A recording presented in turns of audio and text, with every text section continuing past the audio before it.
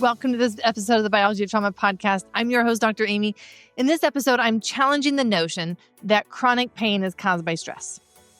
Instead, I want to show you its relationship with trauma biology. Now, as a physician who experienced chronic shoulder pain myself after an accident and a broken bone, part of my journey was discovering the susceptibility to chronic pain that most people, including most doctors, don't know to tell you about. I received this message on LinkedIn from Paul, an addiction physician assistant in Bellevue, Washington, and it inspired me to release this episode now. Dr. Aimie, he wrote, I've reduced my life to manage my pain symptoms. I'm getting tired of how much it limits me. Is tiptoeing around triggers the best approach here?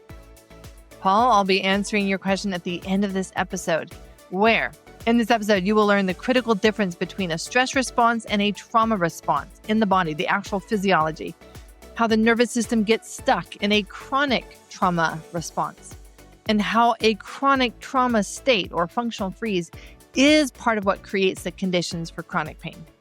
I'll go over the 3 biochemical imbalances that create a susceptibility to pain and the role of mitochondria and oxidative stress. Ultimately, we want to get to why understanding the difference between stress and trauma biology changes everything about how we approach chronic pain. Whether you are someone with chronic pain or a practitioner looking to better understand the emotional patterns and nervous system dysregulation because you want better tools, this episode is for you, and let's dive in.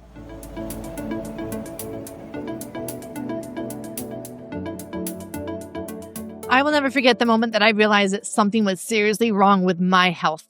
It started with a collarbone fracture, and this would have been a simple injury with a clear cause, expected recovery timeline.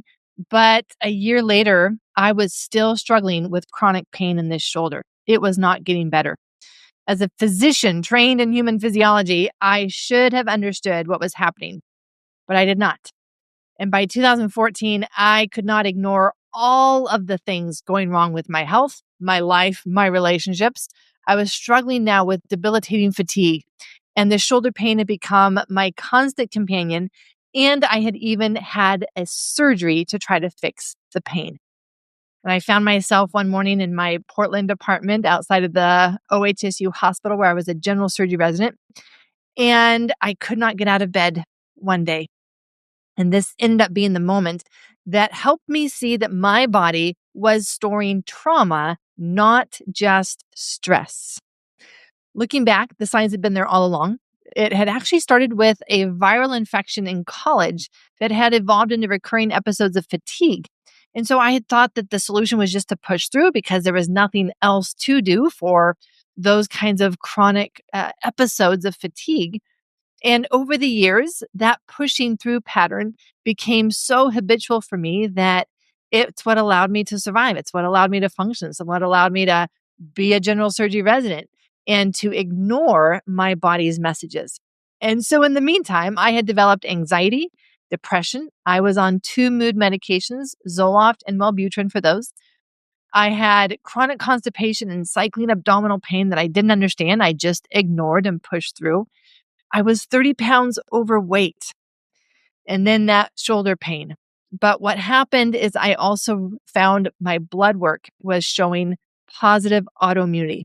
My ANA levels, or anti-nuclear antibodies, my own immune system attacking my nucleus, my DNA.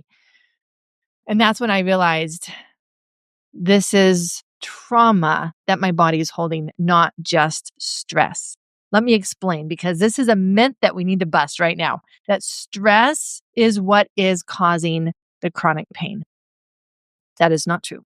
This widely accepted notion has sent us on a goose chase in trying to manage stress, and that is not what we need to be doing. Instead, the evidence is showing that there is a clear distinction in our biology between stress physiology and trauma physiology. And that's what I want to share with you today. I want to share with you what exactly makes the body go from stress physiology to trauma physiology, because that is when we will have the chronic pain. Stress does not cause pain.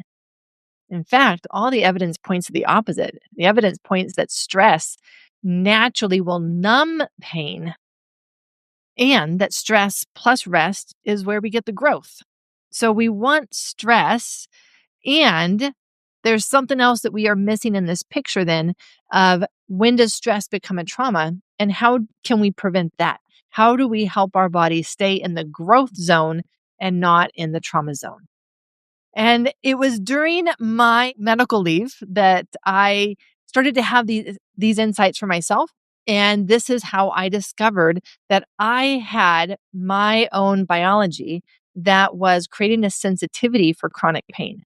Our own biology can create a sensitivity for chronic pain. And as I look back at my turning point, I'm hoping that this might be a turning point for you too, to realize that it's not just all in your head and it's all not your emotions either. It is all of it combined. It is the mind, it is the body, but it's also our biology. And for something like chronic pain, we are going to need to repair all of those three levels in order for us to have that change and the life that we want to have. What's happening in the body is really related to the body's trauma experience. Now, first of all, I want to share with you some important facts that you should know. One is that there is neurological evidence of mind body connection in pain.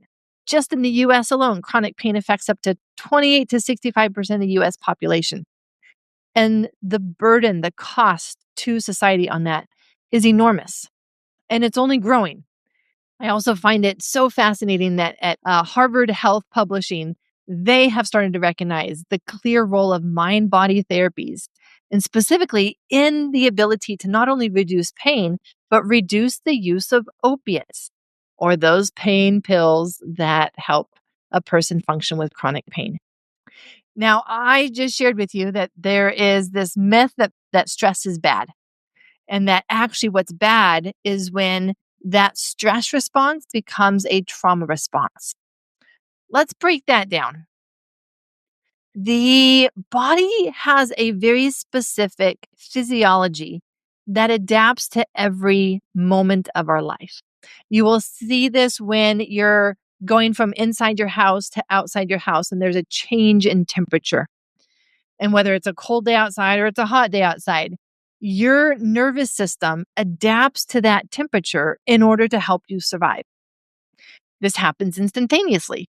And so we know that there are instantaneous physiological responses that happen inside of the body in response to our outside environment.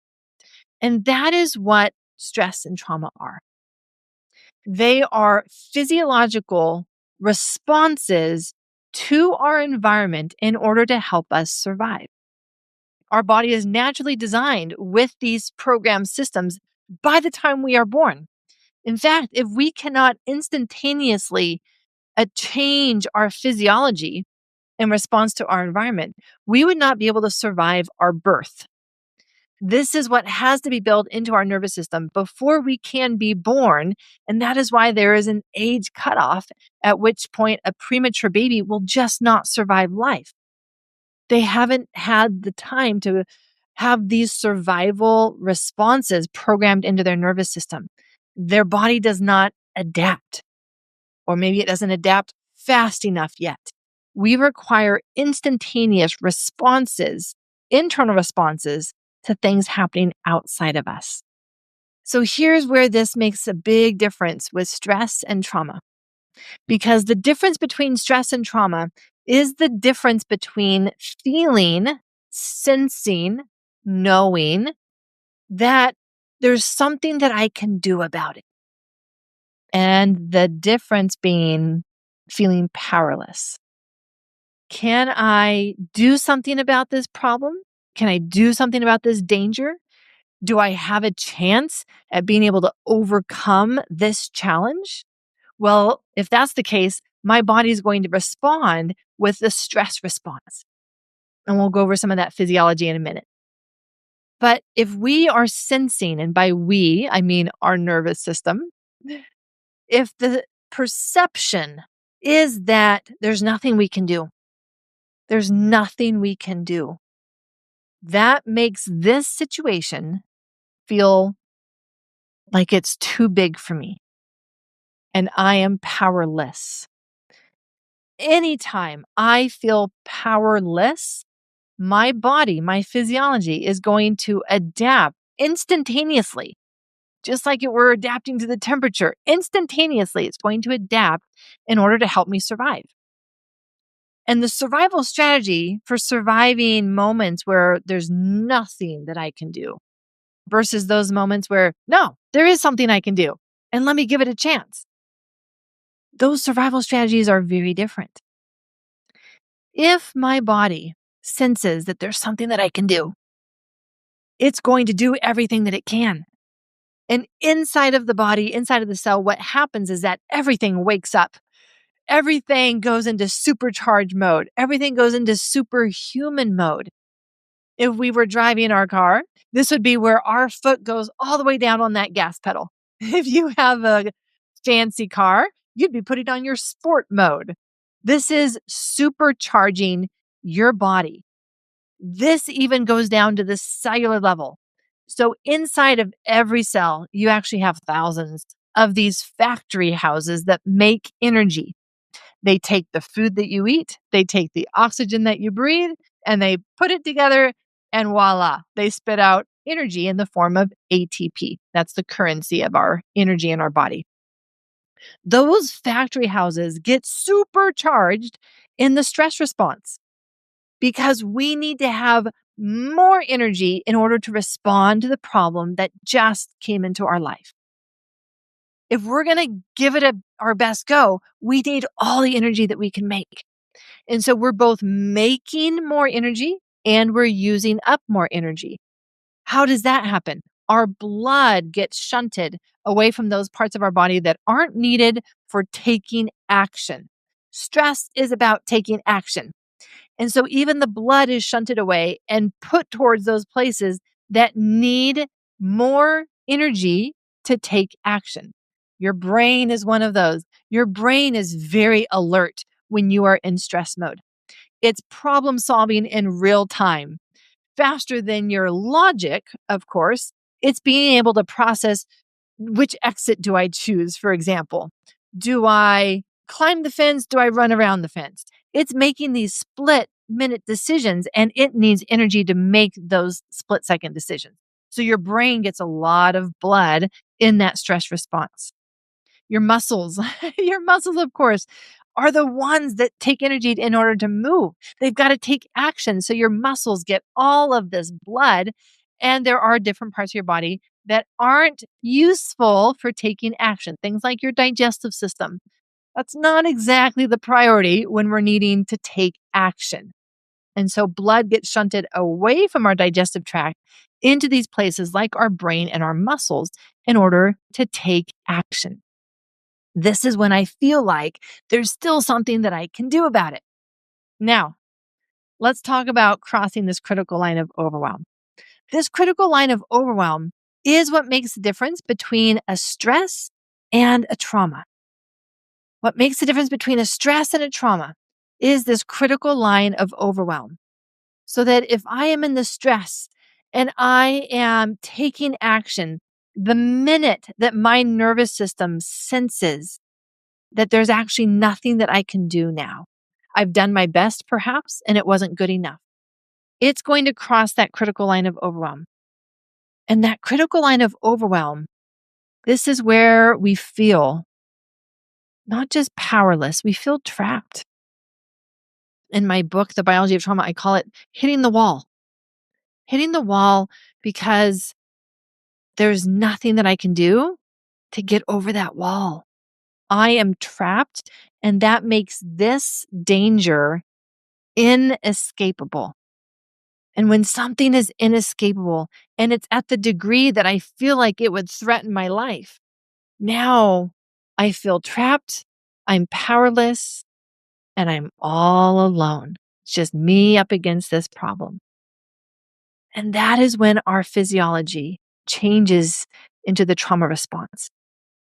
And if the stress response were our foot on the gas pedal, our trauma response is pulling on the emergency brake. We come to a close. Now, what happens is that it starts with a freeze response. You may know this term, the freeze response. The freeze is a split-second response where when we hit the wall, It's that shock that we hit the wall. Maybe you've had an experience before where you felt like you had a shock. You couldn't believe what was happening. That's the freeze response. The freeze response is a shock. And if I were to act it out, it would be that deep inhalation. I'm paralyzed, right? Like I'm just standing there staring at this oncoming problem because I can't believe what's happening. And I can't believe that there's nothing else that I can do about it. I share a number of patient stories in my book, and one of them was the car accident that my patient Elena went through.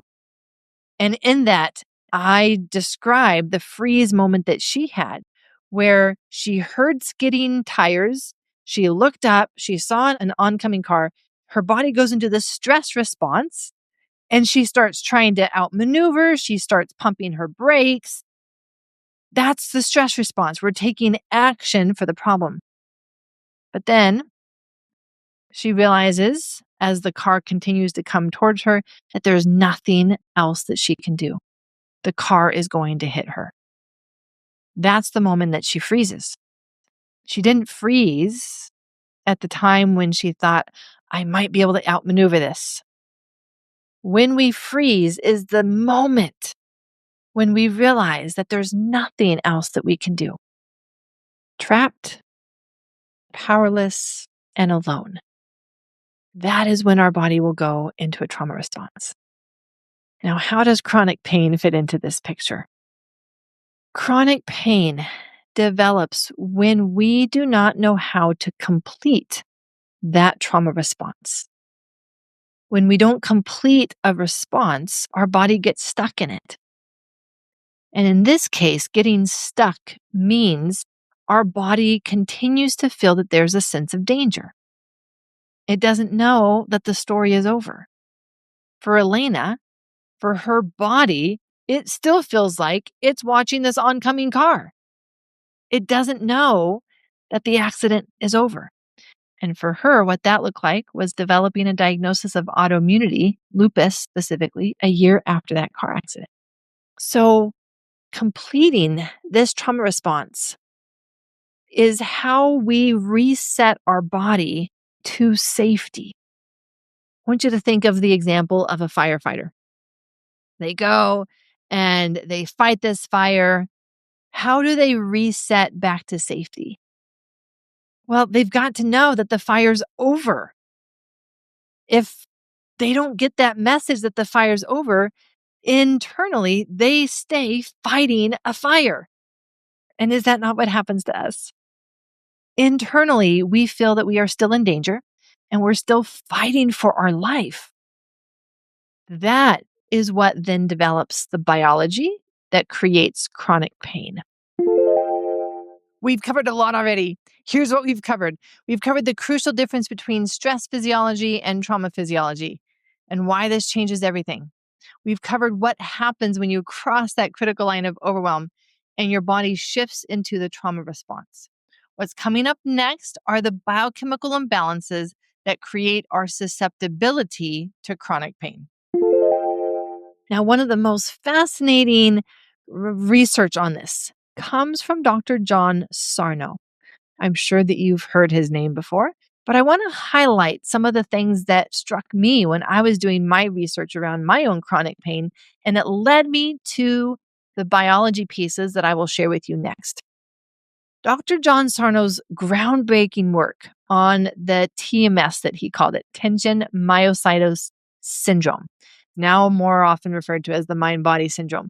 But Dr. Sarno recognized that many cases of chronic pain weren't about the structural problems, but about the nervous system's response to repressed emotions. Ooh, let's break that down for a moment. Many cases of chronic pain are not about the structural problems. But going back to my story, I didn't always know that. I thought that structural problems would always create pain. And thus pain could be traced back to the structural problems. And so when I broke my bone, the structural changes that happened That's what I thought was causing the pain. And so what did I do? I started going to chiropractor. I started going to massage, and I had a surgery for them to screw in a plate in order to put the structure back together. Did that solve the pain? It did not. It did not. So the pain is more about the inner state of our nervous system. There are 3 states of our nervous system. I don't have time to explain each one in depth. You can read my book for that. The chapter 2 is on the 3 states of the nervous system. Chapter 1 will walk you through the 5 steps of the trauma response. So these 3 states of the nervous system, that is what drives your physical health. And if you are in the trauma state, it can only drive dis-ease and pain. And now, how it does this is through changes in our biology. And so it's the emotional triggers that can put our nervous system state back into a place of overwhelm. And that overwhelm causes changes in our physiology, things like tightening of blood vessels, things like microinflammation, so that we're getting reduced blood flow to the muscles. We're getting the muscle tension patterns, and we're getting this sensitivity to pain. And so this is what I want to share with you next that was game changer for me with my chronic pain. Knowing now, right? I read Dr. Sarno's book, could relate to the repressed emotions, especially, he goes into how they're really from childhood, repressed emotions, some of the attachment pains that I talk about. And being able to see that this had become my biology then led me to do some detective work around my biology. And here's what I found and what I want to share with you. I have biochemical imbalances that create the sensitivity for chronic pain. I am more susceptible. I am more at risk than someone who does not have these biochemical imbalances. And I would want you to know if you have this biology too, so that when we repair it, we are less at risk. We are less sensitive, less susceptible to chronic pain. Now, I have a whole guide on this because biochemical imbalances, there are 3 that are most common in my patients that I've seen across the board, which includes the addiction medicine patients and the attachment and trauma course members that I see. So these 3 biochemical imbalances are very important, but I want to focus on one and its relationship with chronic pain. I personally have all 3. And so these were really important for me to identify and repair. But let me talk about the copper one specifically. Copper excess is associated with chronic pain and chronic fatigue, even that fibromyalgia. And copper is an essential mineral for our health. It is essential. And it becomes a neurotoxin or toxic to our nervous system when it is in excess. This excess can occur through 2 ways.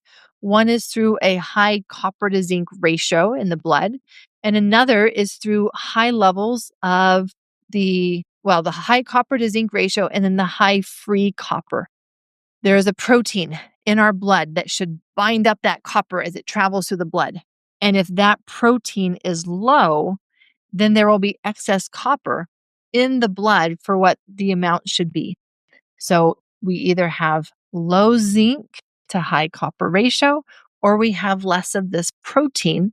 If we have a protein deficiency, for example, this would cause unbound free copper circulating in our system. Now, the body has amazing ways, mechanisms built into our genetics for managing copper, including the ability to clear it out. However, sometimes these systems either become compromised or we have a genetic mutation that makes us less able to clear out excess copper, and it accumulates to these toxic excess levels. Why does this matter for you? Excess copper affects our brain chemistry. And as you know, the neurotransmitters are not just in the brain, they're also in our body, and they will make us more sensitive. Excess copper increases adrenaline, making you feel more stressed and more anxious and will push you over that line of overwhelm faster. Creates this constant inner activation, restlessness, irritability, reactivity, and heightened pain sensitivity. Now, the excess copper also creates a lot more oxidative stress. Oxidative stress is the byproduct of things like making energy. And this normally can be cleared, but when copper is so much in excess, the amount of oxidative stress that it creates is not able to be cleared. This makes our tissues then more exposed to damage. Wow, we've just covered a lot. We've talked about how copper excess affects your brain chemistry, increasing adrenaline and creating constant inner activation through the sympathetic nervous system. Coming up next is the mitochondria, the mitochondrial connection with chronic pain, and how your cellular energy factory houses get stuck in the cell danger response, and what this means for you and healing. And that brings us to the mitochondria and the changes to our DNA because of the oxidative stress that can even facilitate more disease. Mitochondria, then. Let's talk about mitochondria because mitochondria have a very important role. When we are in the stress response, mitochondria up-level themselves, upregulate themselves, and they are making more energy. So the stress response, we need our mitochondria to increase their energy production. They even increase their energy efficiency. And this helps us stay in our window of tolerance, meaning how much can we do and not break? But what happens is that when we enter into that trauma response, we have a shift even in our mitochondria. And this is called the cell danger response. And this is signaled to the dorsal vagus, for those of you who know about the polyvagal theory. But what happens in the trauma response is that these same mitochondria now decrease their energy production. And this can both create more oxidative damage and it can be a response to such high oxidative damage that it shuts the mitochondria down. And so that is a key concept of the biology of trauma, that our own biology that trauma may have created is now keeping us stuck in the trauma response. Our own biology keeps us stuck. And so as we look at the mitochondria, this would be another aspect of our biology that will keep us stuck. Before I talk more about the biology, I want to share with you what are some of those traits that would help you know if you have copper excess or if someone in your life has copper excess. These are the traits. This has been studied so that these have a greater than 95% accuracy for being traits that you can assess for copper overload. Academic underachievement is one of them, not because the person is not smart, but because they are presenting with symptoms like ADHD. Because of that elevated activity of adrenaline that I told you about, their inner state is so restless that they look like they have ADHD. They can have high anxiety. They can have the emotional meltdowns and frequent anger outbursts. They can have an intolerance to estrogen or birth control pills.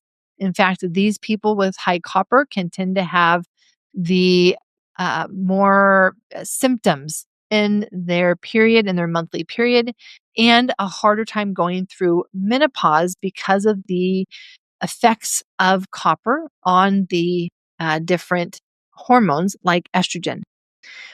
One of the important things to know is also that excess copper will lower the dopamine activity, leading these people to have depression. They can have sensitivity to lots of different things. They can have sensitivity to cheap metals, to the tags on their shirts, to fabric, to food dyes and shellfish, ringing in the ears. These are all ways in which we can recognize copper overload. And so as I look back at my life, I can see, oh, I could have known that I had this if someone had taught me this earlier. I was having low dopamine activity. So I was having struggles with depression and anxiety, both. Now, I was not the academic underachiever because I had gone through medical school, already had my master's. Oh no, by that time I had my 2 master's degrees.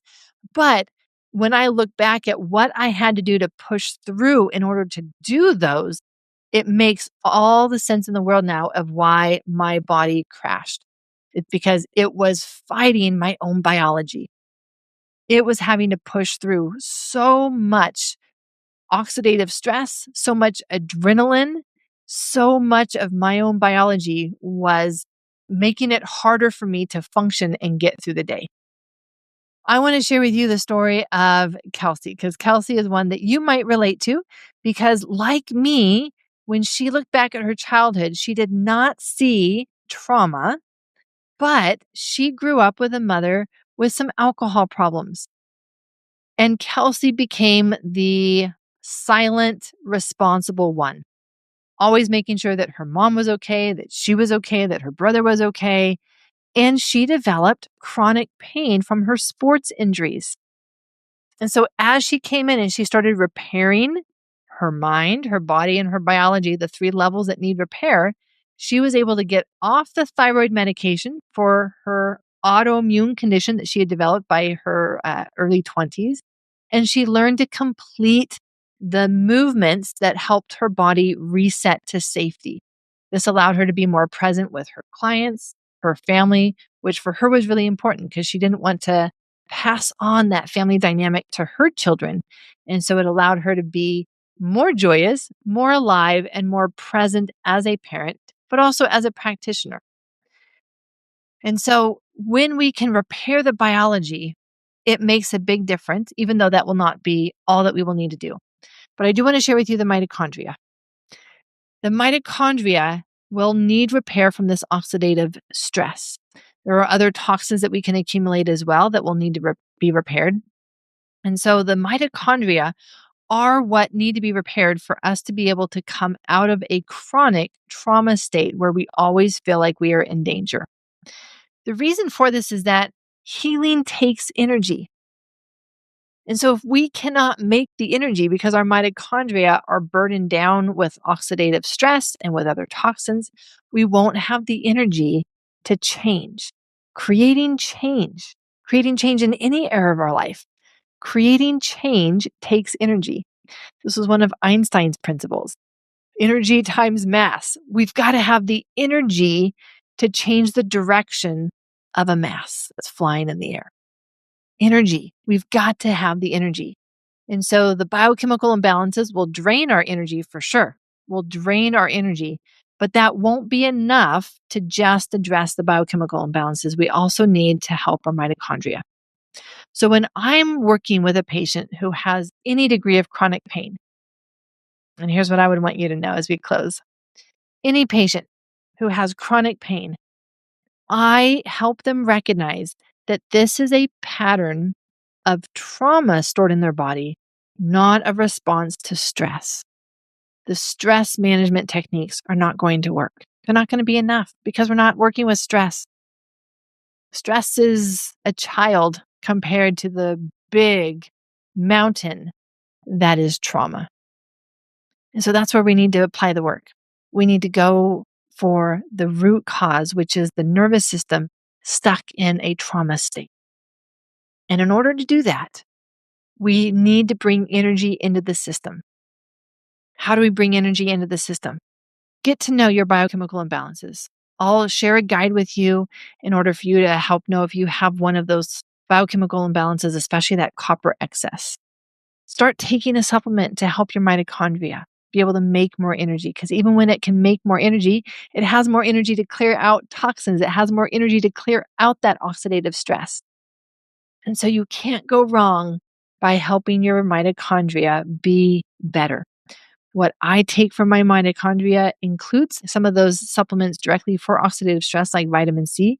Vitamin C is actually one of the best things to take for oxidative stress, which is amazing because it's so readily available and very cheap. And so vitamin C can be a great thing to start taking. And you can add on CoQ10. You can add on PQQ or ubiquinol. These three are direct supporters of your mitochondria that can help them make more energy. And please look at your biochemical imbalances. Now, to answer your question, Paul, what you're experiencing is your body not having known how to complete stress responses. And so they turn into trauma responses that now have your body in a chronic functional freeze, and sometimes in a freeze and shutdown state. You are constantly on the edge of internal stress and then it tips over into overwhelm. Your mitochondria shift into what's called the cell danger response when you go into overwhelm. Now, if you have biochemical imbalances like I did, your body's going into that shutdown and cell danger response more often because of the higher internal stress. And it's going to be very hard to break this body trauma loop between stress and overwhelm without addressing these biochemical imbalances. So the solution is a combination of learning to complete stress responses somatically so you don't continue to accumulate more trauma responses and help your body come out of a chronic functional freeze.